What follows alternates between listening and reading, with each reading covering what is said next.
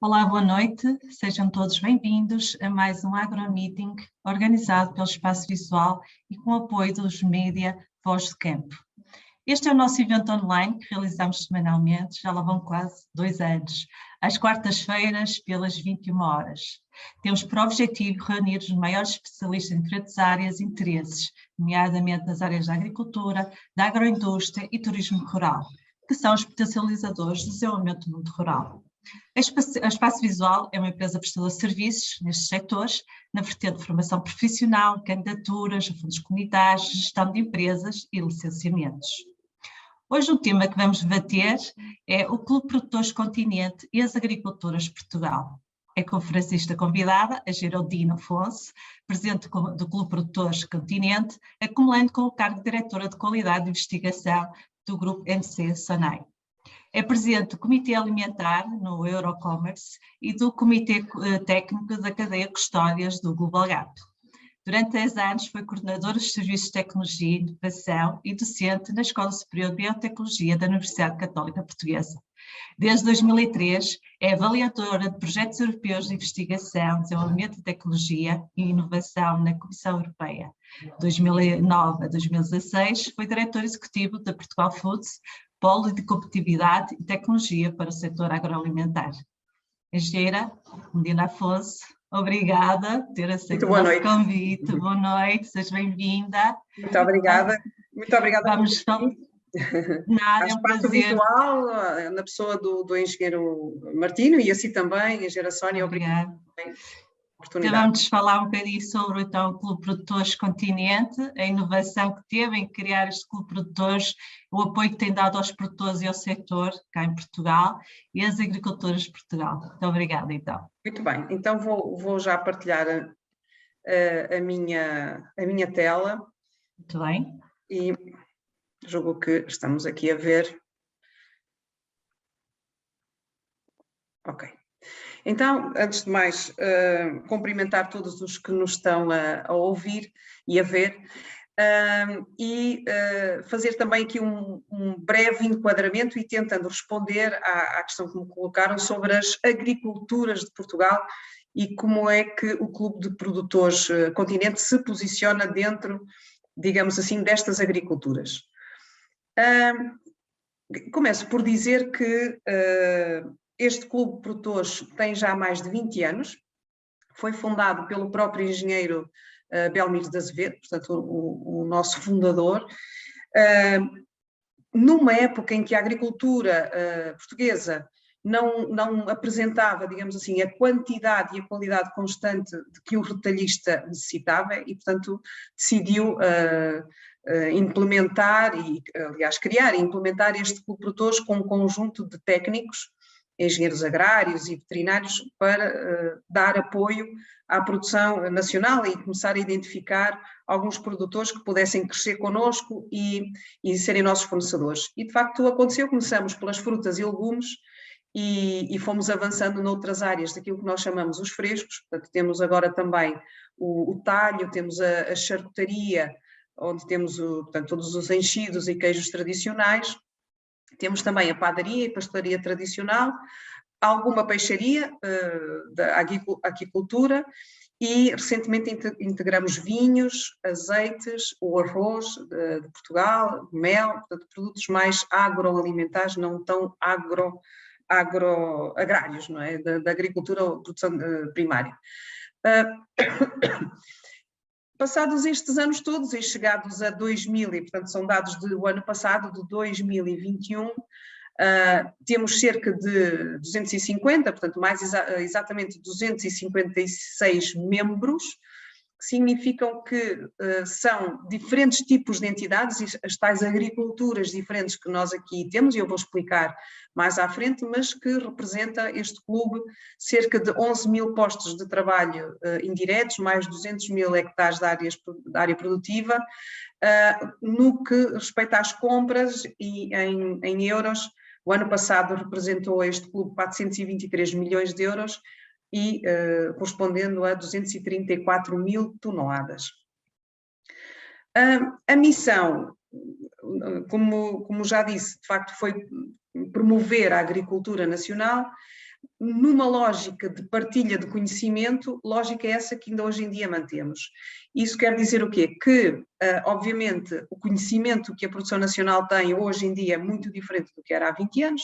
Hoje em dia há muito mais conhecimento de tecnologia, de inovação, da engenharia, e por isso o conhecimento que nós entendemos que seja importante partilhar com os nossos produtores é muito também do nosso negócio, daquilo que é a visão da SONAI, e também antecipar algumas medidas, algumas tendências que nós, enquanto balcão, digamos assim, de frente para os consumidores, conseguimos apurar com mais facilidade e, portanto, também trazemos todo este observatório diário que nós temos para os nossos produtores. E, portanto, ao longo do ano, vamos criando fóruns aos quais nós chamamos os encontros setoriais, onde vamos partilhando com cada uma das categorias, com os produtores de frutas e legumes, com a charcutaria, com o talho, etc.,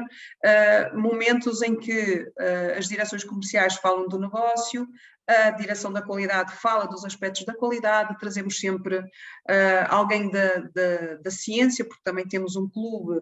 Dentro do nosso clube, eu diria uma comissão, um conselho científico que está assente em vários investigadores de entidades do sistema científico português e que também vão partilhando resultados de projetos e que possam, de facto, ser importantes e para os nossos produtores. E, portanto, no final disto tudo, como aqui aparece, neste momento estamos muito focados em incentivar a sustentabilidade, e também vou falar um pouco o que é isto da sustentabilidade, muito pela via da inovação e na diferenciação de produtos. Obviamente, no final do dia, o que nós queremos é que os nossos clientes reconheçam os produtos do clube como o melhor de Portugal.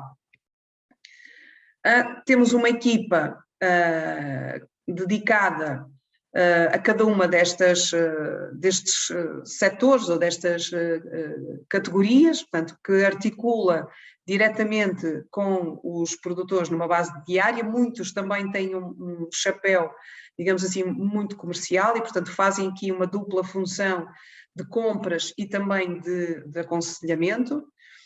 E passando agora então para as frutas e legumes, que diria que é o nosso core e foi por onde o Clube de Produtores apareceu.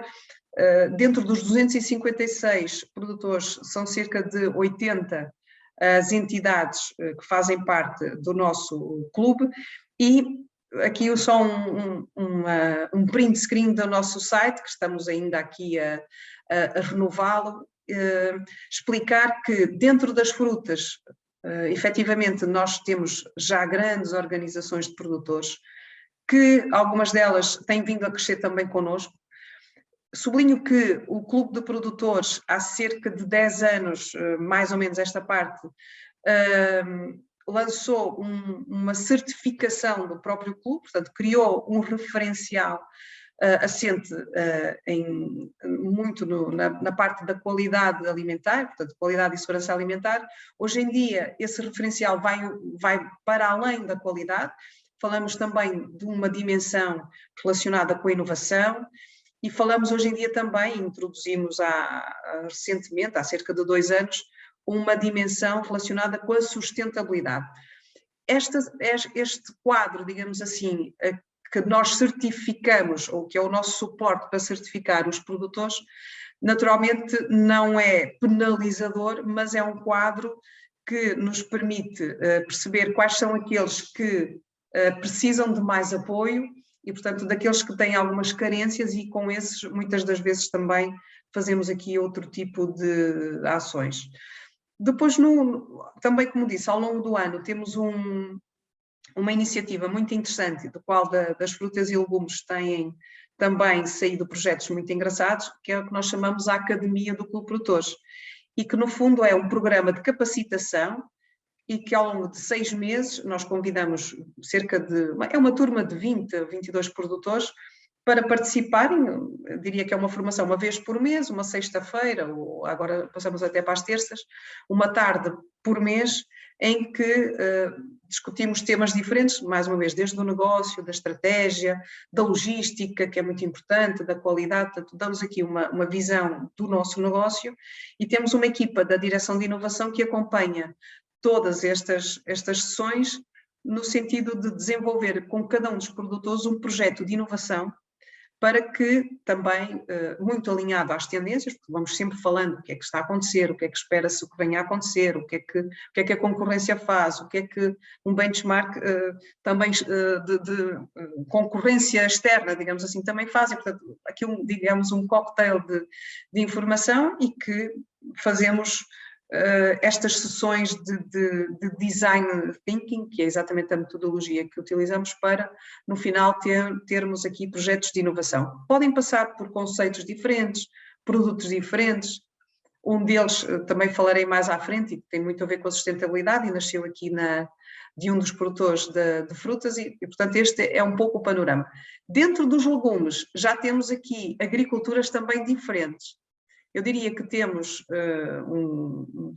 2 ou 3 grandes produtores que nos fazem, por exemplo, a quarta gama, já há grandes organizações, mas também temos produtores mais pequenos que só trabalham, por exemplo, as alfaces, que fazem entregas diretas nas lojas, já não têm uma entrega, aquilo que nós chamamos de entrega centralizada, não é preciso ir ao entreposto, vão diretamente à loja, o produto é mais fresco. Portanto, aqui também diferentes perfis de empresas e organizações de produtores que estão dentro da área das frutas e legumes. Na área do talho, como nós assim denominamos, e olhando aqui para as várias categorias dentro do bovino, dos ovinos e caprinos, das aves, do suíno, também temos agriculturas completamente diferentes, como também poderão imaginar. Enquanto que o suíno é um produto bastante industrializado hoje em dia, e as aves também, do outro lado, os bovinos, os ovinos e os caprinos já são muito mais tradicionais, apesar de também já terem alguns destes produtores muita tecnologia e portanto, já muita modernidade, digamos assim, nas suas explorações.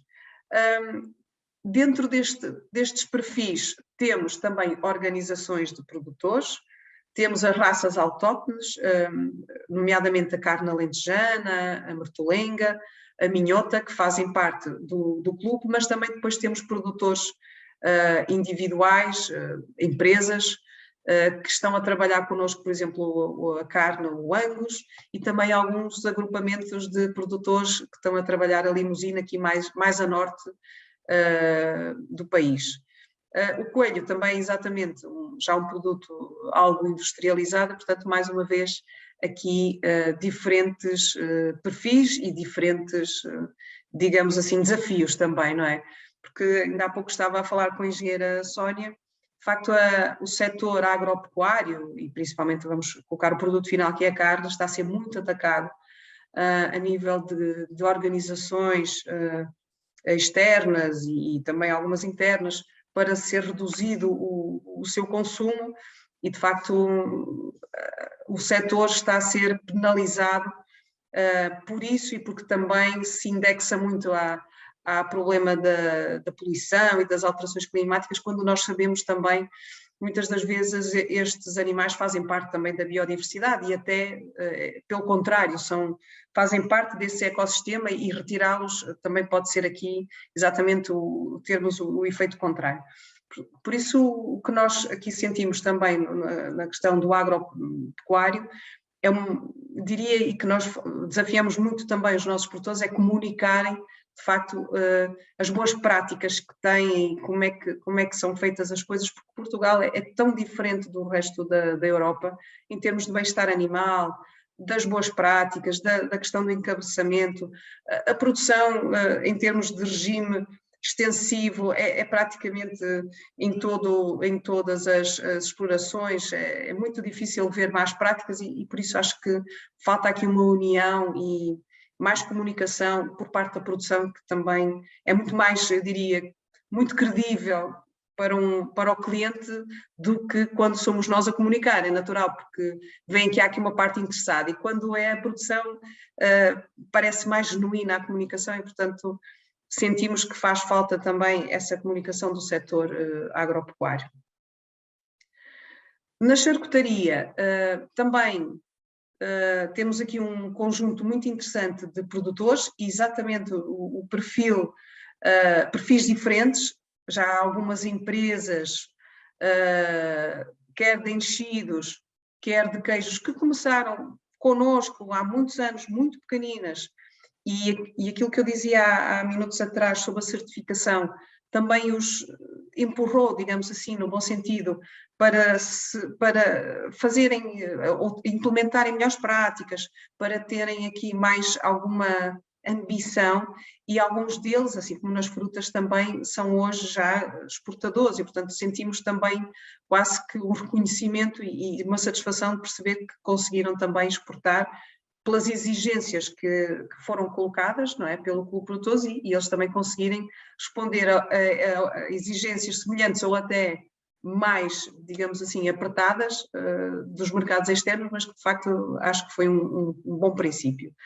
E aqui o caso da charcutaria, realmente temos perfis diferentes também, os pequenos produtores de queijo, empresas familiares, de enchidos, mas também algumas já que cresceram e têm aqui já um volume de negócios muito interessante, com perfil exportador e, portanto, já empresas de uma dimensão muito, muito interessante.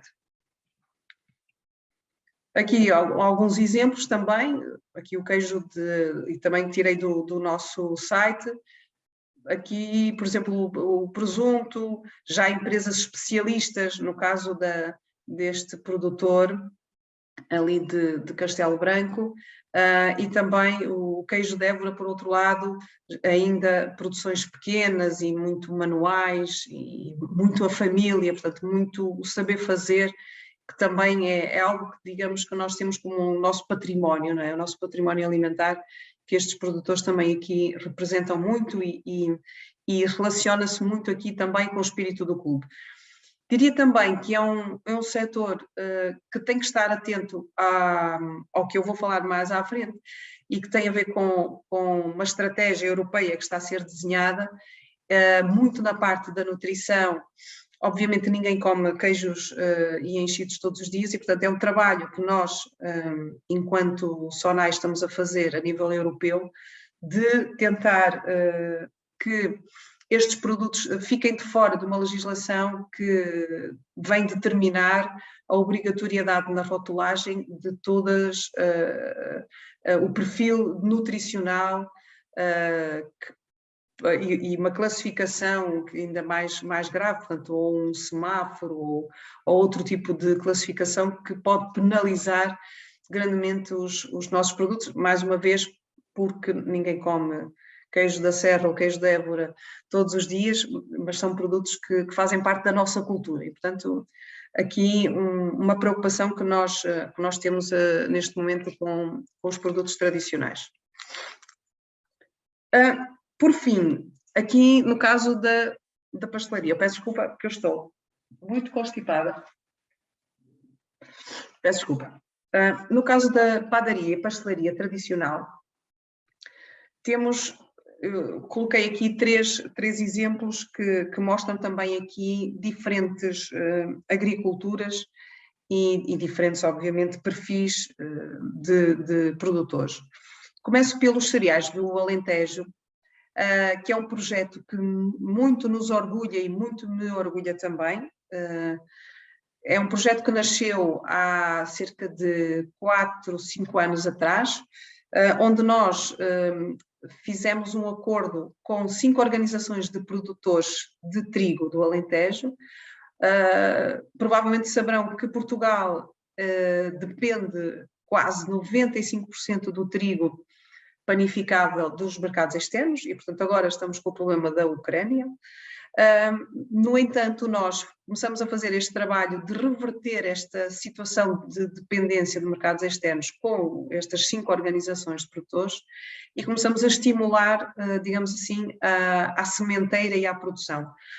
Estes produtores já trabalhavam com o INIAV, portanto o INEAV enquanto entidade do Ministério da Agricultura, que os ajudava a escolher as melhores variedades e, portanto, juntamos aqui vários segmentos, digamos assim, em que a distribuição, a produção e a investigação juntaram-se para definir quais as melhores variedades para aquele ano, para eles poderem semear. Nós fizemos e continuamos a fazer contratos antecipados, portanto, antes da sementeira. Os produtores sabem o quanto vão semear e quanto é que nós vamos comprar. Portanto, é um compromisso, eu costumo dizer muito de folha Excel aberta. Quanto é que é preciso, quanto é que eles acham que vão, qual é o preço da moageira, qual é o preço que depois nós precisamos de ter junto ao consumidor, e portanto temos aqui vários produtos, porque temos de ter algum pão mais barato e outro mais caro para equilibrar aqui o que nós compramos, que tem sido sempre mais caro do que o trigo que vem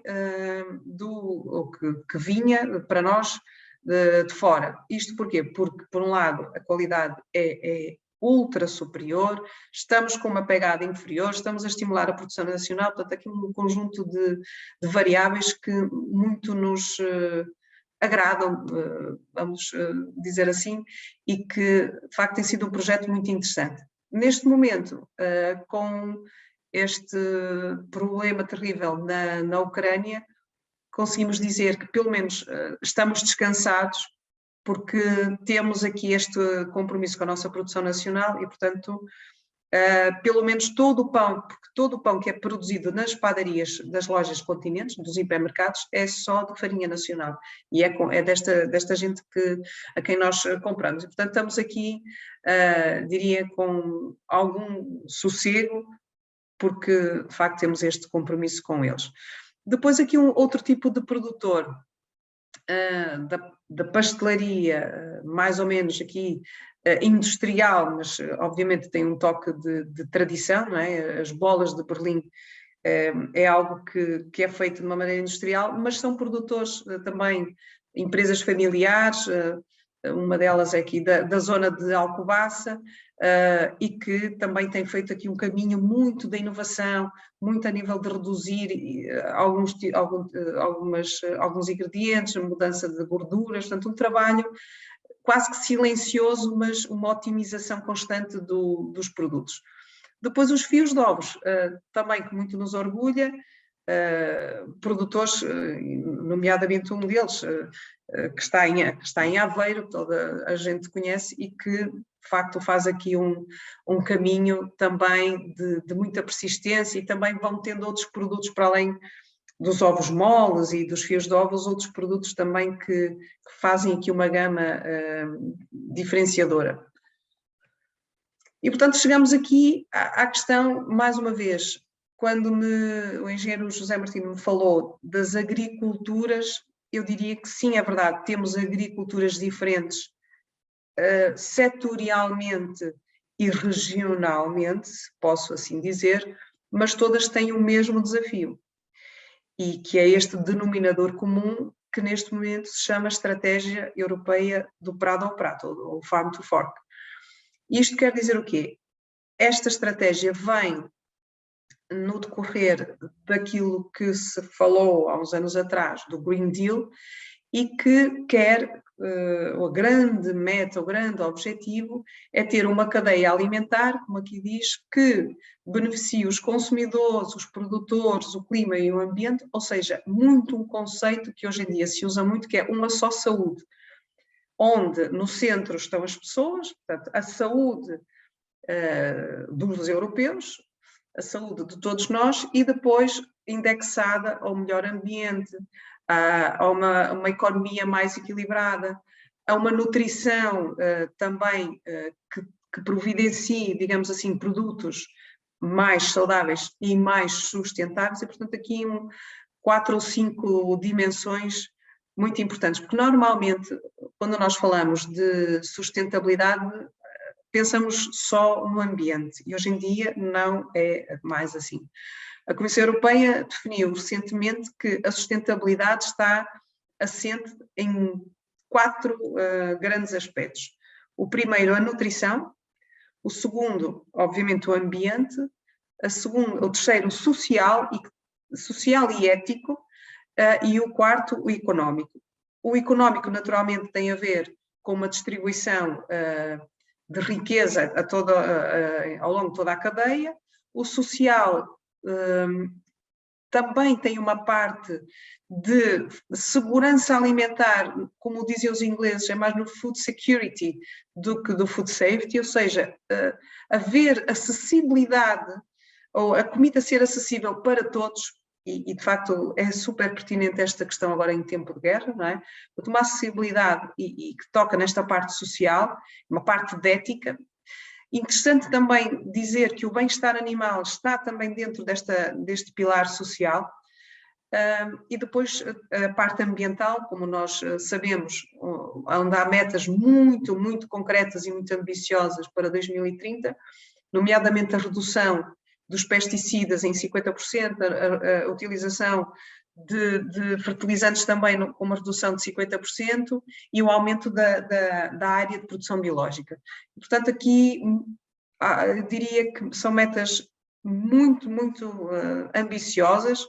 Ainda há dias pensava com um dos nossos produtores, de facto, faltam quase 8, para quem tem colheitas anuais, são 7 ou 8 colheitas só que faltam, até 2030. Portanto, parece muito longe, mas realmente se colocarmos como colheitas é muito perto. E exatamente porque estamos perto e não queremos deixar para a última da hora, que, como se diz em uma maneira muito simples, estamos com os nossos produtores a fazer este caminho de transição. E decidimos então, em 2019, começar aqui a dar alguns passos no sentido de perceber, de facto, para onde é que esta estratégia aponta e o que é que nós, enquanto retalhistas, e num modelo de parceria bastante único, diria, a nível europeu, faz uma parceria diretamente com a produção nacional, ou a produção primária, não é? Neste caso a nossa, a nacional, e olha para estes desafios. E, portanto, o que é que nós fizemos? Olhamos e percebemos que esta estratégia da União Europeia estava também alinhada aos Objetivos de Desenvolvimento Sustentável da ONU, muito concretamente no 12º, como está aqui, ou seja, que diz que é garantir que a produção e o consumo são sustentáveis, depois alinhar, como eu estava a dizer, à Estratégia Europeia do Prado ao Prato e à neutralidade carbónica. E, portanto, o que é que nós fizemos? Desenhamos uma chamada Declaração da Sustentabilidade. E essa declaração da sustentabilidade está assente em 11 grandes princípios. Princípios esses que têm a ver com, de facto, conseguirmos com os nossos produtores fazer, por exemplo, a redução do uso de pesticidas, conseguirmos também reduzir os fertilizantes, conseguirmos ter todos os nossos produtores agropecuários com parâmetros, digamos assim, de bem-estar animal e de impactos positivos na natureza, portanto, olhando para a biodiversidade. Por outro lado, também conseguimos naqueles produtores, eventualmente da padaria, da pastelaria principalmente, fazermos aqui alguma redução naquilo que é possível, substituição de alguns ingredientes, portanto, reformular no sentido de produtos mais sustentáveis. E quando falo mais sustentável, tem a ver também com os próprios ingredientes. Hoje em dia, cada vez mais vai ser importante nós percebermos a origem exata de cada um dos ingredientes. Aliás, vão-nos exigir aos retalhistas e à indústria que saibamos de onde é que vem cada um dos ingredientes. E dou aqui um exemplo de uma consulta que está a acontecer neste momento a nível europeu, e que sobre o que é que nós, europeus, pensamos, e as várias entidades, os vários operadores pensam sobre os produtos com desflorestação, sem desflorestação, deforestation free, ou seja, produtos que foram produzidos em áreas que não foram previamente desflorestadas para que aquela área fosse usada para a agricultura. Portanto, chegamos a este ponto de um fine-tuning, digamos assim, de informação muito exigente. Por exemplo, nós, daquilo que eu vou acompanhando, vamos ter que saber responder.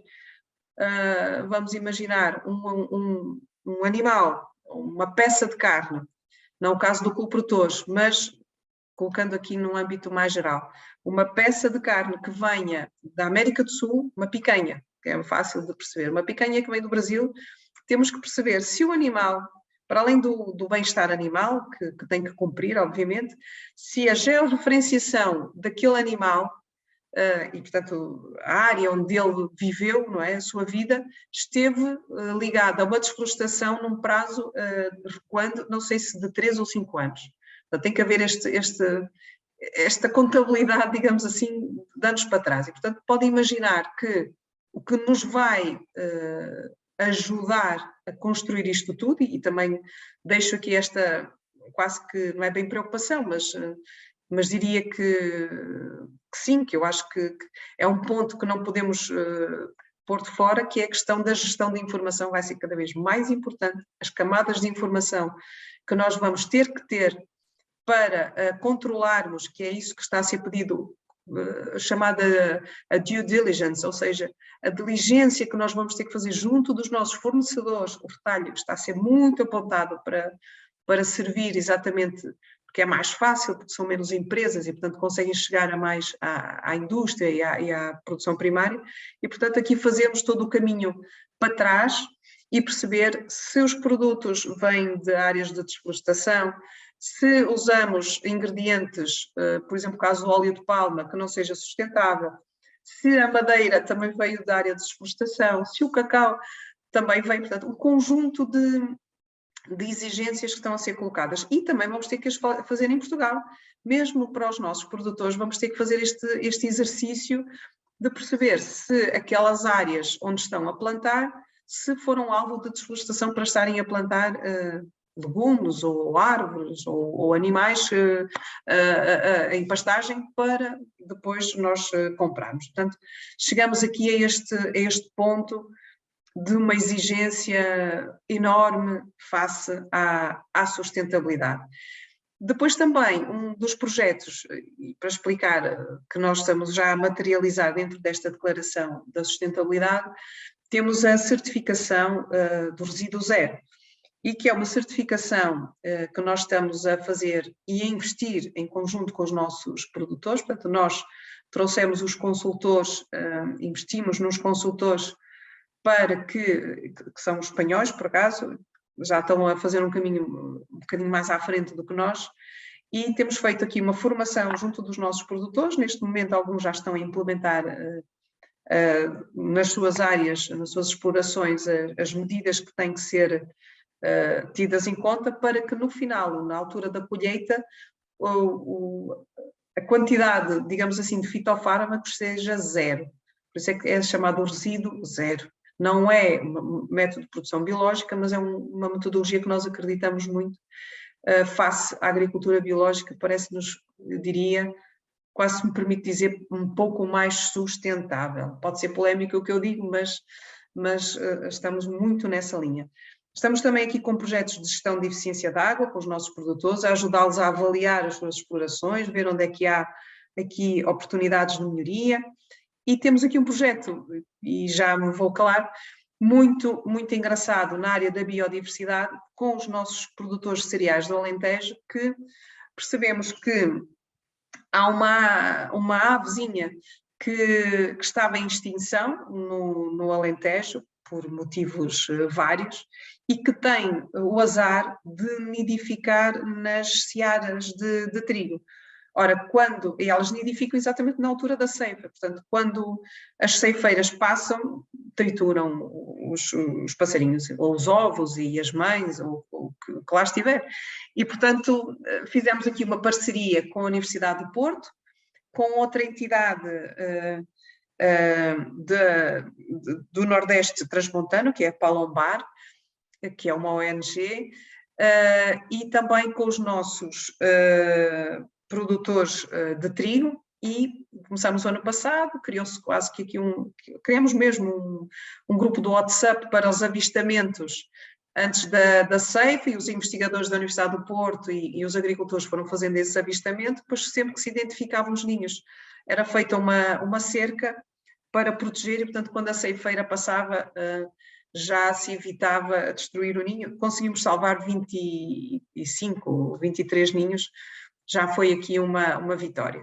E portanto, digamos que são externalidades da produção de trigo, mas hoje em dia nós vamos ter que ver isto de uma maneira muito holística, que é o que esta estratégia nos está a pedir, que estamos aqui com uma parte de ambiente social e produtiva, obviamente, e de sustentabilidade, no fundo, para uma Europa mais verde, que é isso que está a ser pedido. Portanto, termino aqui a minha apresentação e estou disponível para questões. Obrigada.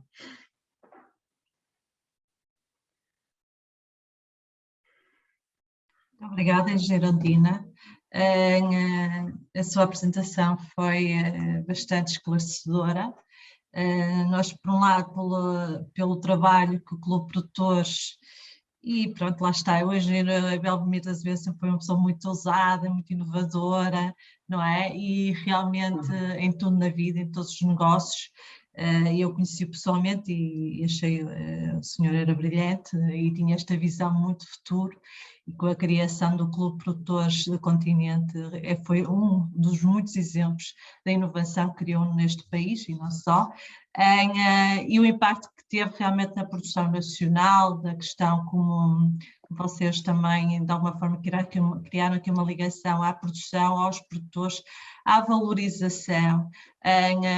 Sei que há muitas coisas, há muito caminho ainda a percorrer, não é? De proximidade e de valorização, muitas vezes também na cadeia de valor dos produtores, mas a realidade é claramente que o Produtores do Continente sempre abraçou muito os produtores e lá está, e já são quase 24 anos, não é, de existência. É verdade. Por isso, estão de parabéns.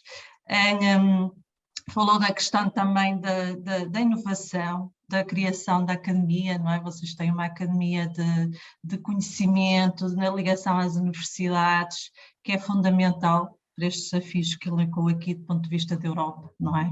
Passam muito por isto, pelo conhecimento, pela inovação, pela gestão.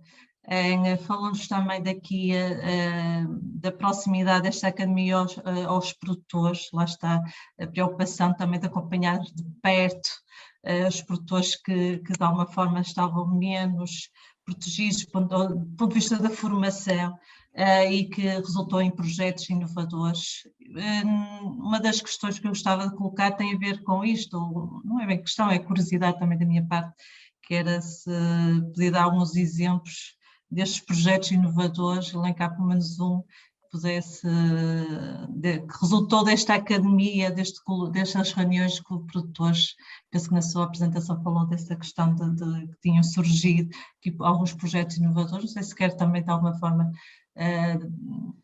falar de um ou outro projeto que tenha-se realçado nesta academia de produtores. Sim. Posso já responder essa pergunta? Um dos projetos, e foi, diria que, o pontapé de saída para esta certificação zero, foi exatamente o nosso produtor do Alentejo, Jurofrutas, que fazem, portanto, os nossos pêssegos e maçãs, e que na academia apresentou o projeto Resíduo Zero, que para nós era um conceito completamente desconhecido. Isto já foi talvez 2018, foi em 2018, e nós ficamos um bocado preocupados porque nós dissemos, pronto, mas se nós pusermos nas lojas resíduo zero, depois os clientes vão dizer assim, então e os outros o que é que têm? Os outros têm outras coisas que nós não sabemos. E diria que andamos aqui 2 anos um bocado a pensar se de facto fazia sentido por causa da comunicação. Que é da comunicação, a estratégia de comunicação. Ok, e como é que fizeram? Então, ano passado, começamos, já tivemos tudo o que era melancias e melões já resíduo zero, mas entendemos não comunicar, e fizemos. E agora, este ano começamos já com a couve, já temos na nossa loja a couve, e também os morangos também já estão agora, mas queremos ter, digamos que só uma mancha de resíduo zero. Quando tivermos tudo, aí sim... Mas isso é um incentivo também para os outros, não é? Diria. Exatamente. Pois sim, é verdade. É verdade, mas eles vão sabendo, não é? Portanto, claro. Internamente, nós vamos divulgando, vão sabendo e temos uma adesão bastante significativa. E nem sempre é fácil também, não é? Alterar algumas práticas, não é fácil. Sim. Mas, pronto, tem sido... É alterar práticas e culturas, não é? Porque... Mas penso que hoje em dia os empresários também têm, principalmente os jovens, mais os mais jovens, já têm uma visão mais de futuro, já não vão tanto na prática do antigamente. E também com o vosso acompanhamento, penso que essa questão também estaria comatada, não é? Sim. Depois também temos vários projetos que resultam da atenção ao desperdício.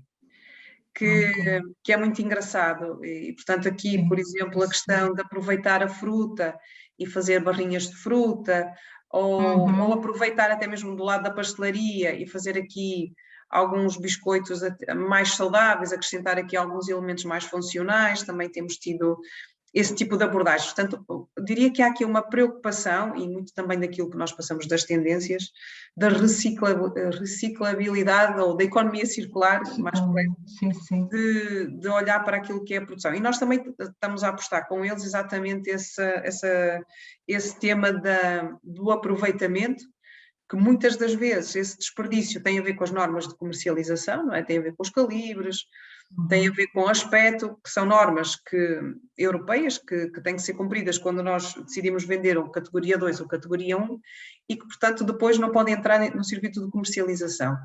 E é uma pena, e hoje em dia cada vez estamos mais sensíveis para isso. E, portanto, temos agora um exemplo de um vinagre de maçã de Alcobaça, e que resulta de uma parceria de uma organização, ou duas, aliás, de produtores de maçã de Alcobaça com uma empresa de vinagres muito conhecida, que é Mendes Gonçalves, e que está a fazer a recolha e a fazer o vinagre de maçã, e nós estamos já a começar a vender. Muito bem. Também falou da questão da dificuldade de comunicação dos produtores, não é? Principalmente no setor da agropecuária. Não sei se tem algum projeto que tem desenvolvido diretamente com os produtores na questão também do bem-estar animal, como é que podem comunicar melhor para o consumidor e como é que se dá a volta a esta questão de realmente da dificuldade que eles têm para além neste momento, que é a questão dos custos, não é? Como é que gerem uma exploração e a tornam sustentável a todos os níveis, para além da parte ambiental e essas coisas todas, mas a questão do ponto de vista económico. A questão é que trabalha com o Clube de Produtores também pode fazer com os seus produtores no sentido também de os ajudar a ultrapassar esta fase que é péssima, é muito má, não é? Todos sabemos dessa realidade, de forma que também consigam, no fundo, alavancar e criar valor também na questão da carne. Sim. Nós temos um projeto e que está neste momento no Ministério da Agricultura a pedir-nos validação junto da ADRE para o reconhecimento de um selo sobre, e que vai, aliás, mostrar ao nosso cliente que a maioria dos nossos animais tem uma produção ao ar livre, principalmente no caso das raças autóctones e também de alguns dos angus, portanto, e como é que nós fizemos este trabalho? É uma parceria com a Associação Zero, também com uma ONG, que funcionou aqui como uma entidade externa e que nos ajudou a criar uma checklist de como se fosse uma auditoria, não é? E que verteu algumas preocupações em termos de impacto ambiental e também bem-estar animal, biodiversidade, e depois dentro do bem-estar, aliás, da própria produção, a sanidade, todo esse tipo de temas relacionados diretamente com a produção animal, e que nós fizemos auditorias, de facto percebemos que os nossos produtores cumpriam, digamos assim, com segurança essa checklist, então decidimos avançar para este pedido junto da DGAD, portanto uma checklist, um logotipo, e vamos lá ver se este ano conseguimos já comunicar nas nossas lojas esta questão da produção ao ar livre, que eu acho que é importante as pessoas perceberem também que a carne feita em Portugal também tem condições diferentes do que a importada. Importa dizer também, e diria que Portugal tem aqui um problema grave de aprovisionamento, né, ou de autoabastecimento ou autoaprovisionamento, principalmente na questão da carne bovina, e seria muito interessante que houvesse políticas, apesar de haver aqui um problema, como eu estava a dizer no início, de tentativa de acabar com o consumo de carne, mas o facto é que nós dependemos mais de 50% ou cerca de 50% dos mercados externos de carne bovina.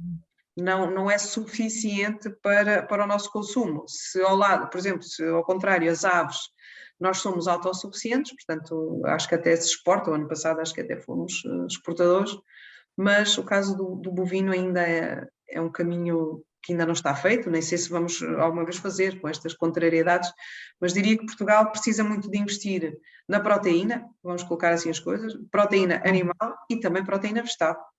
Sim. As leguminosas, que é um sim. espaço que tem que ser criado rapidamente.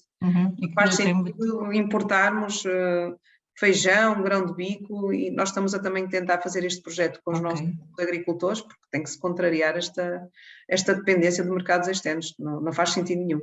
Sim, e há aí uma oportunidade do ponto de vista do lado do consumidor, não é? Ou seja, os consumidores cada vez procuram mais esse tipo de proteína vegetal. Exatamente. E aí acho que é uma oportunidade mesmo para os produtores também estarem atentos e perceberem que pode ser, que é uma tendência de futuro e que podem também crescer do ponto de vista de negócios nesse sentido.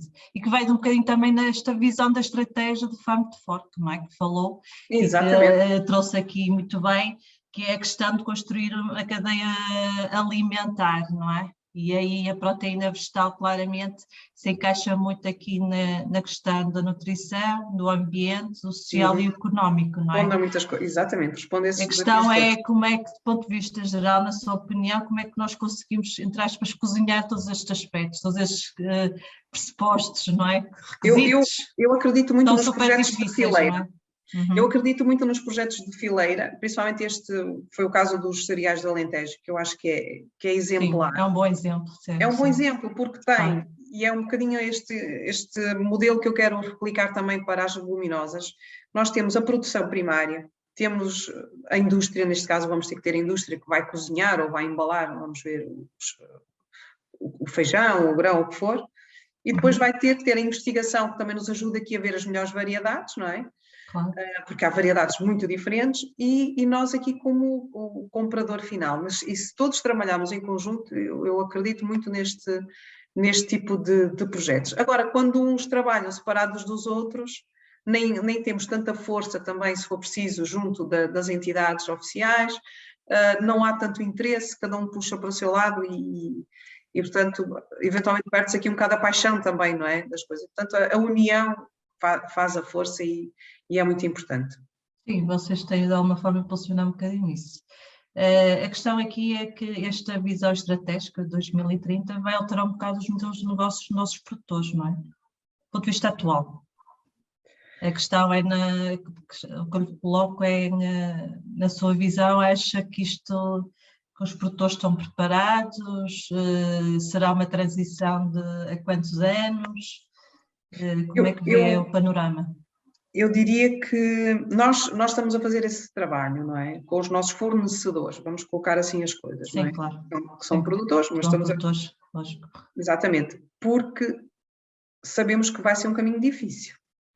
E se não houver investimento parte a parte, que é o nosso caso, por exemplo, o caso da certificação do resíduo zero, não é? Que nós, como já disse, estamos a investir na formação, nos consultores, portanto está a ser pago por nós, toda essa parte. Se não houver este tipo de projetos, obviamente vai ser difícil para a produção, porque o retalho vai querer que a informação, mais uma vez, chegue e que diga que aquele produto está certificado e que cumpre com as normas europeias do que for, dos pesticidas, dos fertilizantes e, portanto, o trabalho para os organismos de certificação vai ser muito, claro, está vai visto. aparecerem muitos negócios de organismos de certificação, e por exemplo o caso do Global Gap, não é? Que também é outro caso. Já há alteração nesse sentido, na segurança alimentar, já há nova versão nesse sentido, claro. Exatamente, estamos a fazer esse trabalho até também de cadeia de custódia, que é, no fundo, mostrar aquilo que foi feito na produção e bem feito e certificado, mas os clientes nem sabiam, portanto fizemos nós a certificação de cadeia de custódia, que significa que garantimos que aquilo que foi produzido naquelas condições, no entreposto foi cuidado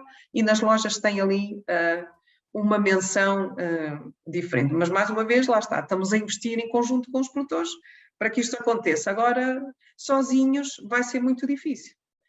Ou há aqui de facto um ganhar de dimensão, que eu acho que é mesmo muito importante, que se juntem, que se organizem em grandes ou maiores organizações e acho que há até apoios para isso, não é? Saberá melhor do que eu, para aumentar as organizações dos produtores, porque eu acho que isso é muito importante. Tem uma voz diferente, podem ter uma direção comercial, digamos assim, que só pensa em direção comercial e os produtores só pensam na produção, porque os produtores terem que pensar na produção, na contabilidade, na estratégia, é difícil, não é? E cada um tem que saber do seu negócio e, portanto, acho que a concentração de produtores juntarem-se é mesmo, diria que, a pedra basilar para isto funcionar daqui para a frente. O Clube Produtor está aberto a novos produtores? Imagino eu que tenho 1 hectare de produção de kiwis. Como é que faço para integrar no Clube Produtores de Continente? Ora bem, então para responder à primeira parte. Do ponto de vista prático. Nós estes 256 que temos, eu diria que até há 2 anos tínhamos 200 e que são praticamente estáveis desde... Muitos já estão connosco há 20 anos atrás, outros entraram há 5, mas digamos que é um grupo muito estável. Estes 56 que entraram, alguns foram dos queijos, da área dos queijos, por causa da questão do Covid. Logo no primeiro ano tivemos aí gente, não é, com muita dificuldade em colocar os por causa do restaurante, não vale a pena voltar a falar disso, toda a gente sabe o porquê. E então integramos um conjunto de produtores pequeninos, regionais, e que fornecem 1 ou 2 lojas diretamente e não tem problema nenhum de o fazer. Depois tivemos também, agora voltando para a área das frutas, que me pergunta dos kiwis, tivemos um contacto de uma produção de uma fruta, e não vou dizer qual para não falar aqui, porque não interessa em si quem foi, mas o que é que aconteceu e que às vezes depois as pessoas não sabem. Houve aqui um pedido de facto de ajuda para incorporarmos aqui um conjunto de produtores de determinada fruta há 2 anos e nós temos como princípio naturalmente fazer umas análises básicas a pesticidas para perceber como é que estão, não é? Como é que está a ser produzido. Não estamos a exigir Global Gap, nada disso. Só perguntamos, tem caderno de campo? Tem isso controlado? Não temos caderno de campo. Mas então, pesticidas? Não pomos nada. Estávamos em pleno lockdown, conseguimos enviar um laboratório a fazer uma recolha da fruta e passado alguns dias veio o boletim e tinha pesticidas acima dos limites e alguns deles até nem permitidos em Portugal. O que é que nós fizemos? Eu tive que dar a cara à pessoa que fez o contacto e disse, olha, com muita pena, mas não podemos fazer nada.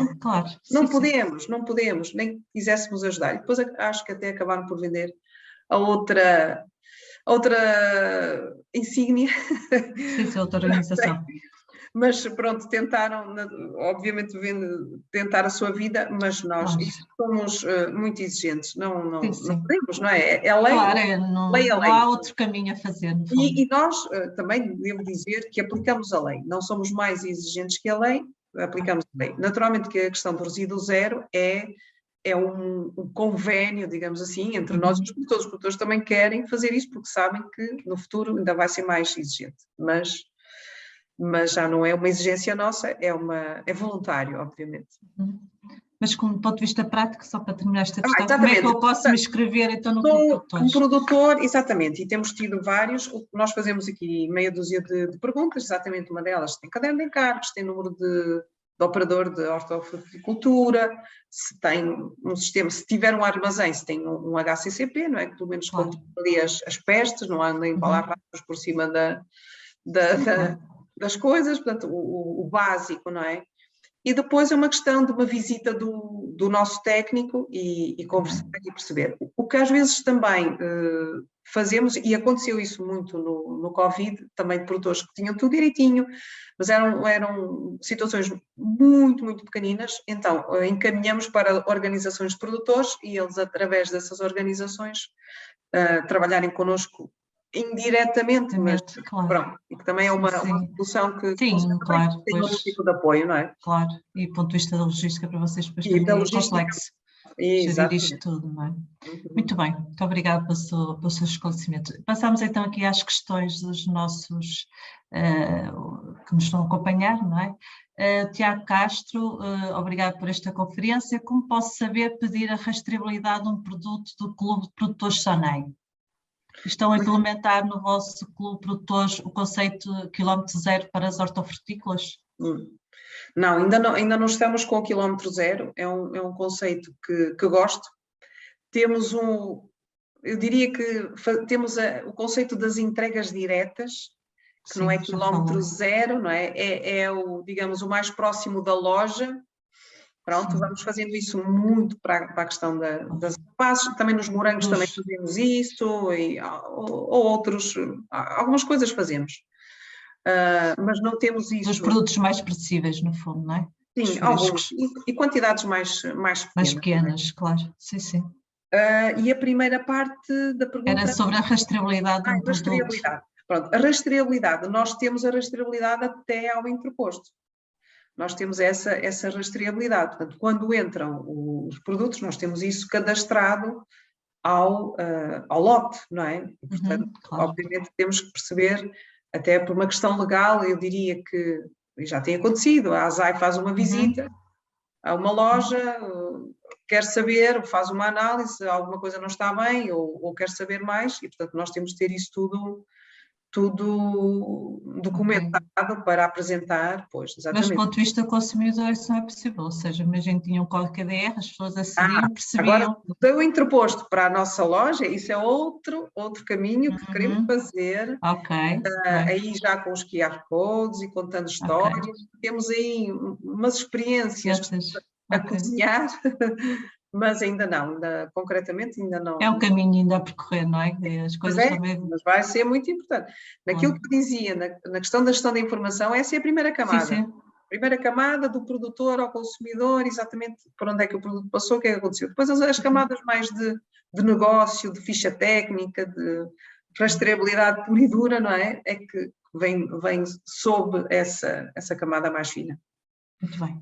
Filipe Maestre questiona: todos os produtos estrangeiros, sobretudo aqueles que vêm do hemisfério sul e que complementam as produções do Clube de Produtores, exigem que cumpram as mesmas certificações e controlos? Não, a pergunta não acontece. Isto porquê? Porque o Clube de Produtores é só produtos nacionais. Claro, okay? Nós só trabalhamos com a produção nacional. Agora, a direção comercial da SONAI, não é? SONAI, modelo continente, é que naturalmente trabalha com os fornecedores e neste caso com os importadores, que por acaso também são portugueses, não é? Trabalha com os importadores portugueses para as épocas onde nós não conseguimos ter produção nacional e, portanto, para ao longo do ano termos aqui laranjas, que quando acabarem as do Algarve, entram as da África do Sul. As maçãs, quando acabarem as maçãs todas portuguesas, entram as francesas.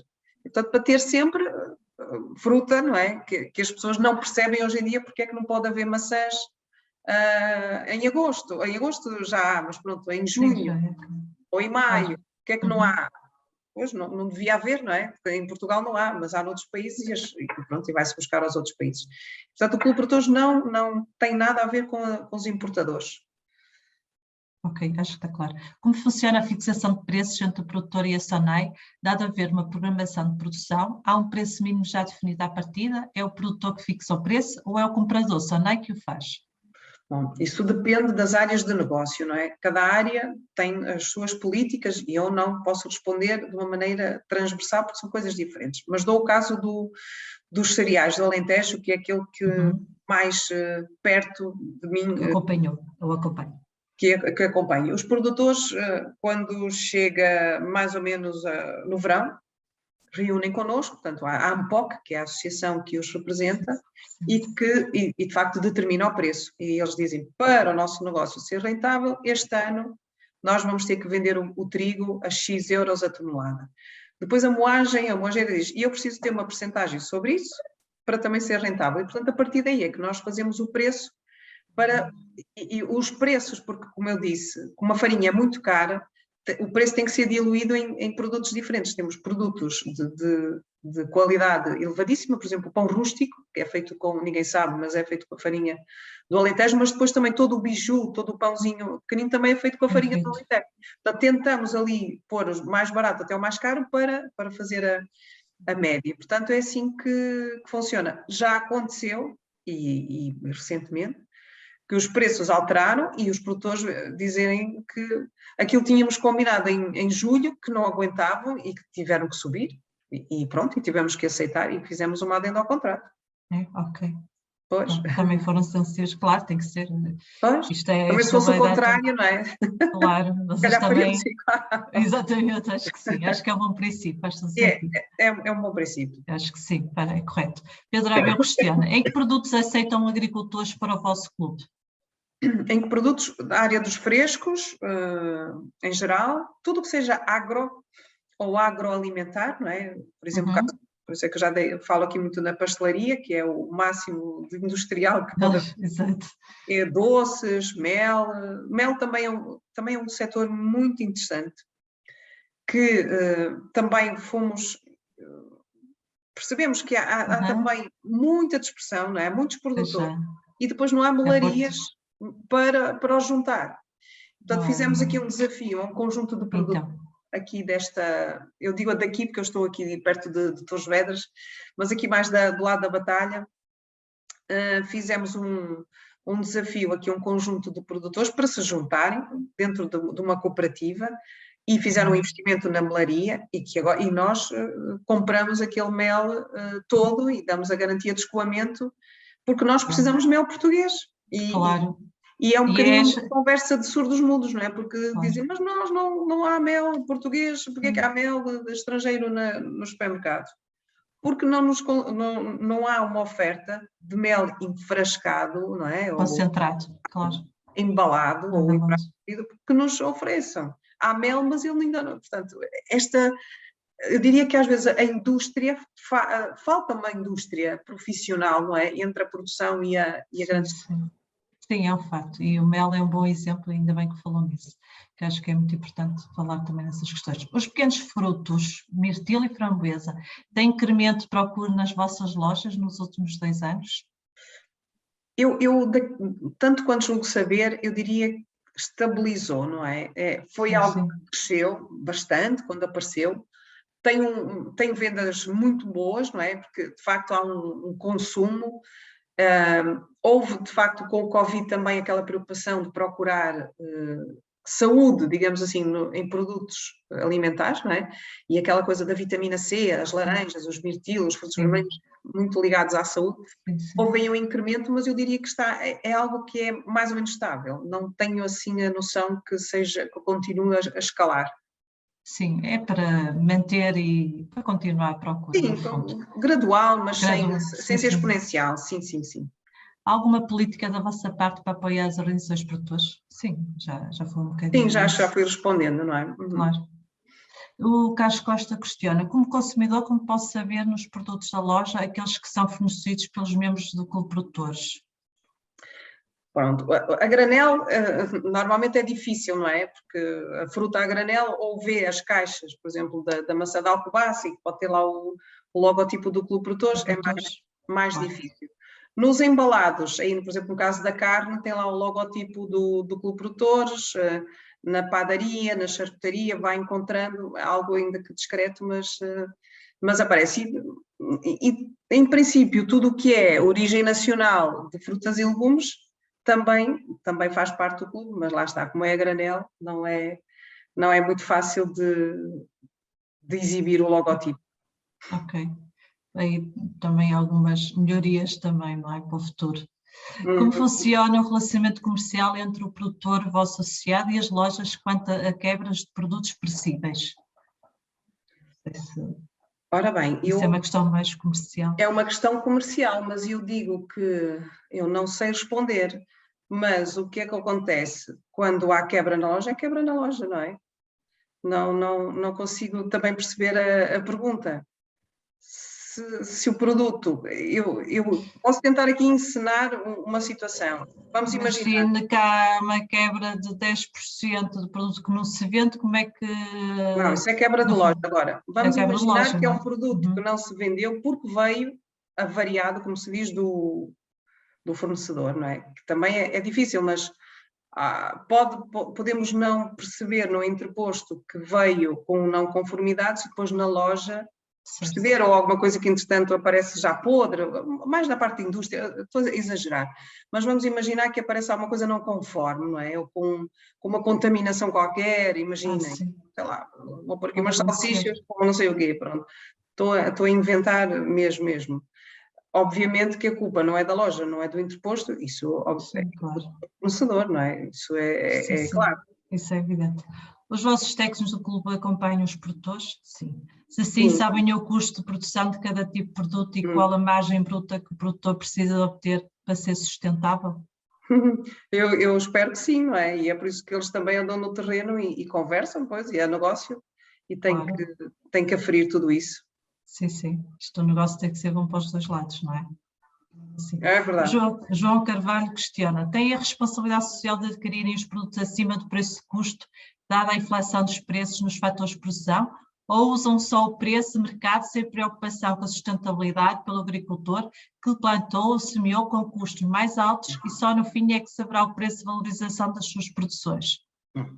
Isso é uma pergunta complexa, mas eu diria que tudo o que é vendido tem que ser acima do preço de custo, senão é dumping, não é? É fora da lei. Certo. Isso não pode ser, não é? Não existe em Portugal. Sim. Agora, os custos, obviamente, têm que ser bem calculados e nós percebemos que nos últimos tempos tudo isto tomou aqui um rumo muito diferente e estamos a fazer aqui ajustes neste momento para os preços também e os clientes já estão a sentir, não é? Se forem a um dos nossos Facebook ou qualquer coisa, logo aparece, ainda hoje fomos vítimas de um ataque informático de larga escala e eu por acaso vi no Facebook já uma brincadeirinha e depois toda a gente a dizer porque é que não vendam as coisas tão caras, que já não havia ataques informáticos. As pessoas continuam a ter a percepção que o continente vende as coisas caras e de facto não é assim, porque nós não conseguimos também fazer aqui grandes... Não se consegue hoje em dia, portanto, porque o preço que se compra a produção já vem também ele... nestes últimos tempos, principalmente, tem que ser dada essa conta do problema que estamos a enfrentar com a história da Ucrânia e principalmente dos custos energéticos, não é? E, portanto, eu diria que é um tema muito complicado, muito delicado, que é analisado caso a caso e, normalmente, e tirando todos estes fatores de ruído que temos agora, obviamente que há produtos, no caso do Clube Produtores, quando nós colocamos os produtos em continente de seleção, são produtos que são mais valorizados na produção, são pagos mais caros, naturalmente, não é? Portanto, tentamos fazer essa valorização também com um posicionamento diferente. Desde o ponto de vista dos vossos técnicos que andam mais no terreno, não é? Que acompanham mais os produtores, eles intervêm no modelo de gestão das explorações? No modelo de gestão, como assim? Na partilha do modelo de custos, ou seja, até no sentido de, porque por vezes, lá está, os negócios têm margens tão curtas, que se não tiverem assento um novo modelo de gestão, do ponto de vista, lá está, dos recursos, dos fertilizantes, da questão da água, da questão da logística, se partilham se esta informação é partilhada a esse pormenor, porque também é importante estes inputs. Eles falam.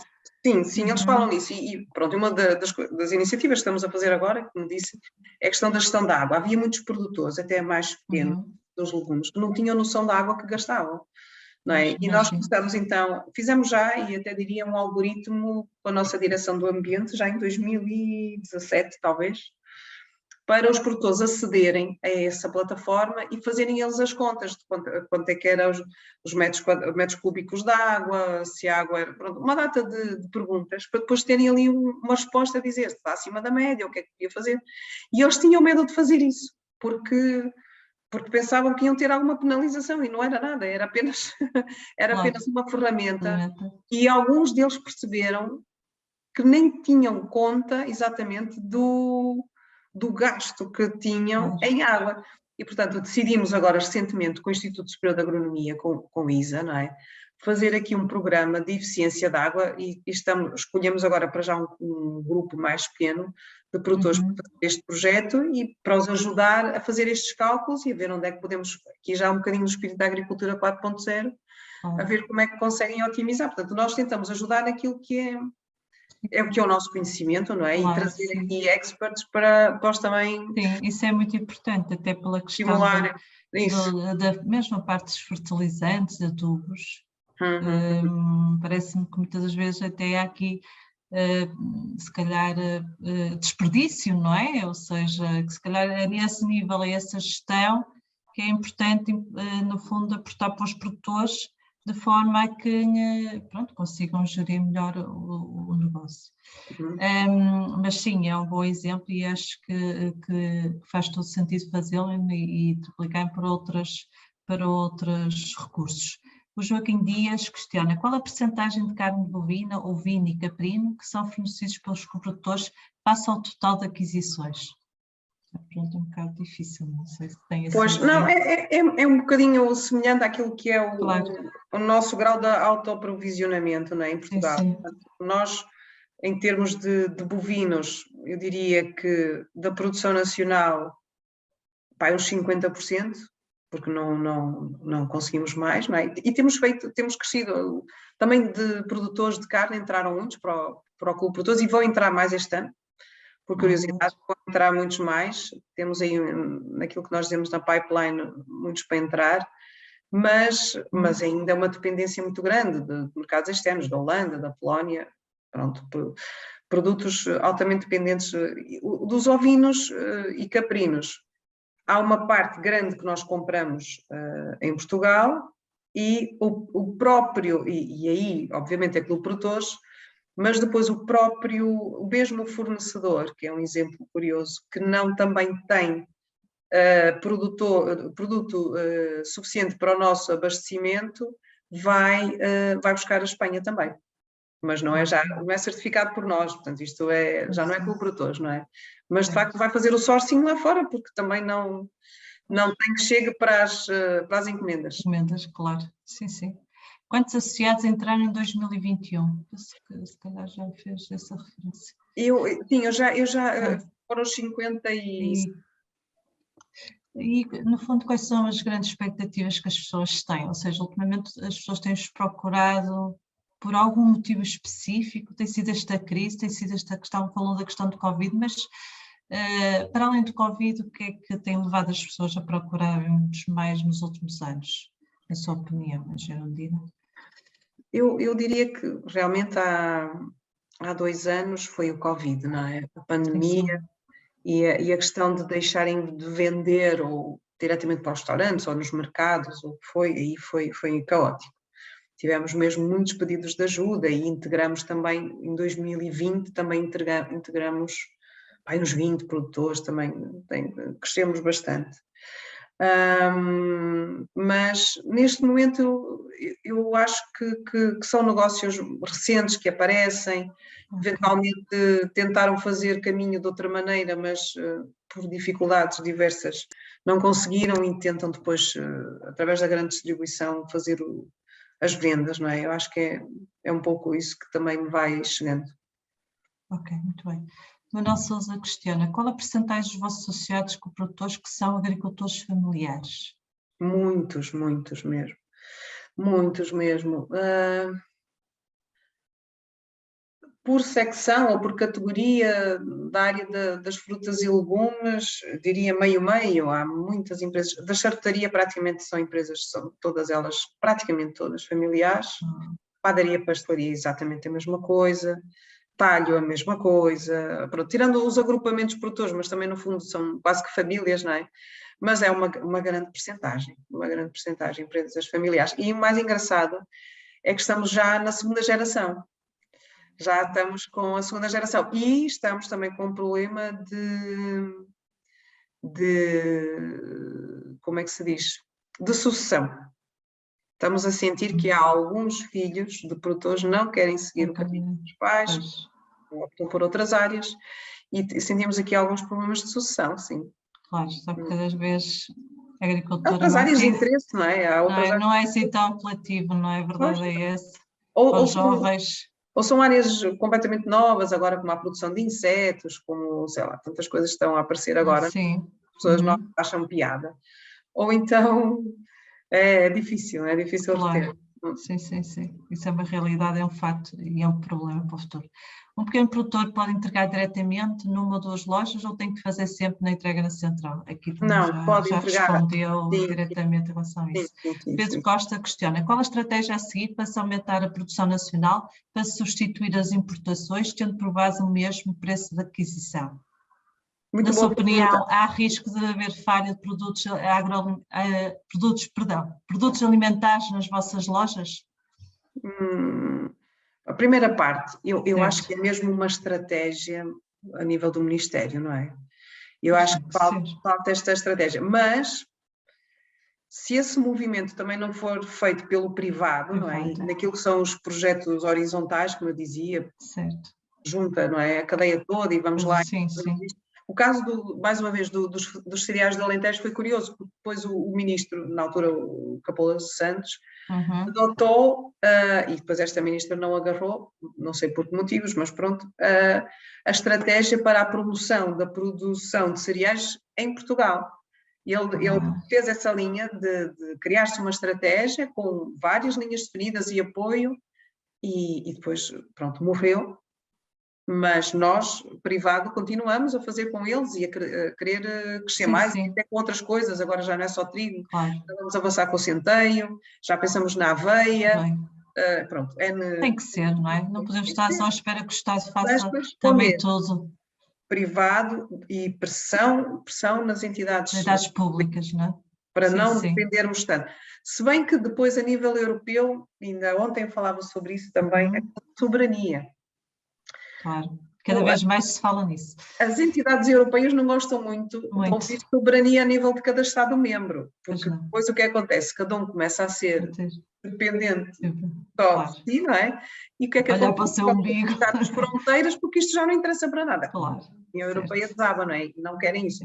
Portanto, o equilíbrio entre as trocas comerciais entre os Estados-membros, a soberania europeia, que isso é que é importante, mas eu acho que nós em Portugal temos ainda para crescer antes de puxarmos galões de soberania, que isso ainda falta muito,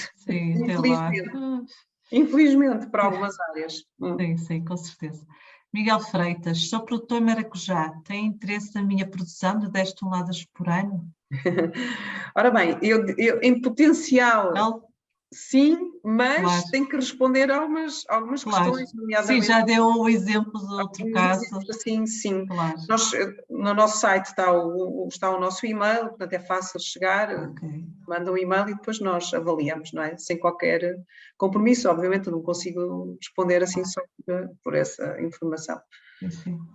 Maria Luís, quais as razões para não terem nas lojas Continente leite magro GT biológico?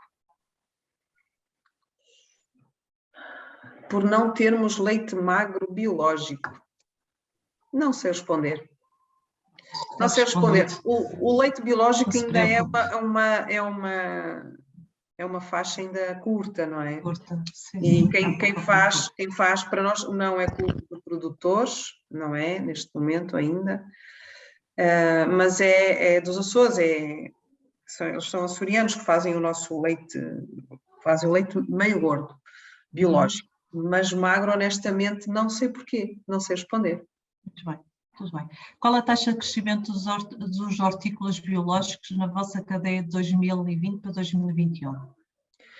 Eu, entre estes 2 anos, também não tenho aqui de cor, não é? Mas é algo que está a crescer. Está a crescer.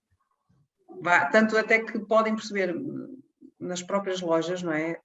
Eles estão a tomar outras posições que no início era assim uma coisa muito... No início, digo, há 2 ou 3 anos atrás. Eram espaços muito pequenos e agora já começa a ter aqui uma mancha mais interessante, sim. A tendência é aumentar. Sim, sim, sem dúvida. Agora vamos ver com o resíduo zero como é que isto fica. Vamos ver. Vem aí uma questão em relação a isso, porque João Folgado, por que razão considera que o zero é mais sustentável que a agricultura biológica? Tenho a ideia que o zero é um complemento aos vários modos e sozinho fica muito abaixo da agricultura biológica. Pois eu não sei dizer se é abaixo, se é ao lado. E desculpe-me assim a franqueza. A ideia que nós portanto, temos da agricultura biológica é que é mais exigente a nível de recursos, não é? Principalmente a nível da água. Da água e de solo. E solo, não é? E o resíduo zero não tem essa exigência. E em termos de consumo final, o que eu quero enquanto consumidor é que não tenha pesticidas. Pesticidas, claro. Portanto, é por isso que eu digo que pode haver aqui... Eu diria que até esta meta que a Comissão Europeia traçou em 2019, 2020, com o Farm to Fork, onde diz 25% da área europeia ser produção biológica, eu já os ouvi, digo os porque é a entidade, não é? Comissão Europeia, claro. Já ouvi em alguns fóruns dizer produção biológica ou outros semelhantes, nomeadamente a agricultura regenerativa e outro tipo de práticas. Portanto, eu acho bem que eles vão ceder.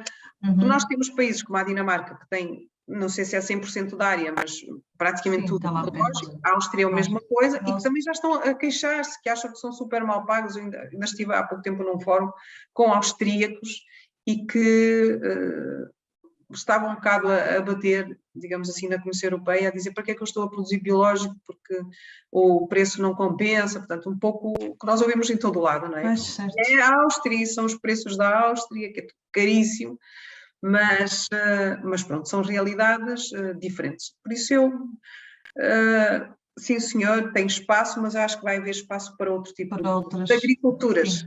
Sim, não, mas isso é positivo que assim seja. António Barreiros, esperam que em 2030 25% dos vossos produtores, ou da produção dos mesmos produtores, sejam produtores biológicos? Não. Temos já alguns também, temos o produtores bio, sim, mas não. Ok, muito bem. Gil Vicente, em relação ao mercado da carne, existem quantidades mínimas? É necessário garantir uma quantidade constante ao longo do ano?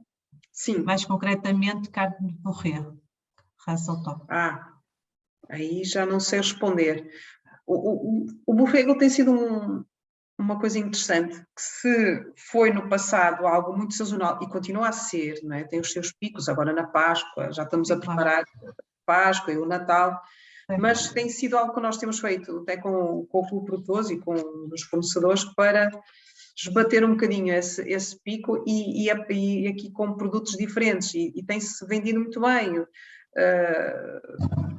Em cuvetes, para determinados pratos e tem resultado bem.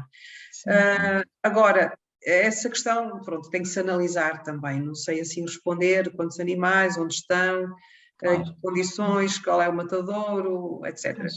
São muitas variáveis. Que tipo de controle fazem nos produtores de resíduo zero?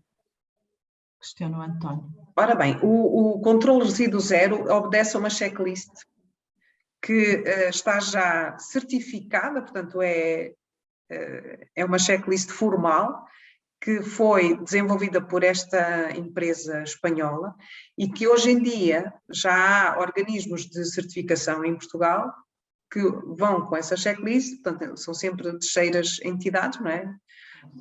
Independentes de nós e que vão fazer as auditorias. Portanto, funciona como uma certificação normal. Já há algumas entidades certificadoras a fazer. Exatamente, é a mesma coisa. Sim. E para terminar, o Eduardo Cruz questiona qual o peso das DOP carnes bovinos nas vendas? Nós temos uma mancha grande da minhota, diria, vou começar pela que apresenta maior volumes, pela mortolenga. A mortolenga tem feito um trabalho grande de expansão também, muitas lojas. Depois temos a alentejana, que também tem-se mantido ao longo dos anos, e a minhota, que são mais pequenos, não é? Agora, face às importações, portanto, se for às importações, são coisas pequenas, não é? Até porque esta carne do Clube Produtores é vendida embalada, e a carne importada e também o Angus que está a ser agora certificado pelo Clube Produtores, aí já é balcão de atendimento. Portanto, eu diria que é uma percentagem ainda é considerável, eu não sei de cor também, mas não é a mancha grande, não é. Até porque é mais cara também, e ainda temos aqui um segmento, temos vários segmentos de clientes, como podem imaginar, não é só um consumidor, são vários tipos de consumidores. Vários tipos de perfis de consumidores. Vários perfis, e há quem procure e escoa-se muito bem as carnes DOP, não é? Não temos quebra, não há problema nenhum, de facto, não sobra. Os consumidores são fiéis, não é? Quando gostam e têm capacidade. Depois tem aqueles que compram, pronto, outro tipo de carne, não é? E pronto, portanto, há lugar para todos. Claro, e tem que ser assim, não é? A Geraldina, muito obrigada. Damos por encerrado então este agromeeting, e esperemos que realmente estes desafios que temos pela frente até 2030, uma Europa mais verde, que se concretize o mais rapidamente possível, porque realmente os desafios ambientais, a questão da biodiversidade, a sustentabilidade dos produtores e dos negócios assim o exigem. E por isso, muito obrigada também pelo seu testemunho e pelo seu trabalho que tem feito em prol também do setor. Respondeu muito bem, foi impecável, muito obrigada pelo seu contributo. Obrigada eu. E da próxima semana estamos de volta, neste caso com o nosso convidado, o engenheiro José Carlos Soares, que é representante, é o presidente do Conselho de Administração de uma organização de produtores que é a Kiwi Club, que vem-nos falar sobre a produção de kiwi e o mercado. Muito bem. Muito bem, muito obrigada. Muito obrigada. Boa noite a Geraldina e a todos os participantes. Boa noite, fiquem bem e até à próxima. Adeus, Geraldina. Obrigada por teres.